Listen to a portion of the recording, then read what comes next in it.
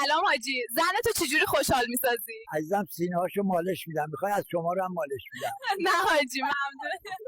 سلام، چرا خانم‌ها همیشه ناخن انگشت وسطیشون رو برمی‌دارن و خلاص؟ چون تنها انگشتی است که با اون جرق میزنیم.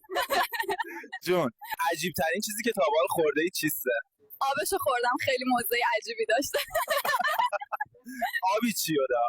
بزرگترین حسرت شما چیه؟ واقعیتش 2 سال پیش به یکی جواب منفی دادم. الان مهاجرت کرده آمریکا و من امروز تو مترو انگشت شدم.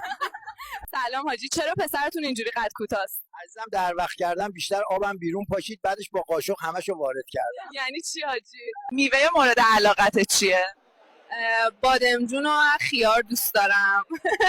مخصوصا اگه بزرگ باشن. سلام حاج خانم، شما چه توصیه‌ای برای جوانا دارید؟ عزیزم هر وقتی احساس کردین سوراختون بزرگ شده زیر آب یخ بگیرید، خیلی سفت و تنگ میشه. خیلی تجربات. مامان بزرگ، قدیما که برق و اینترنت و تلویزیون نبود، وقتتون رو چطور میگذروندید؟ نمیبینی 22 تا عمو و 18 تا عمه داری؟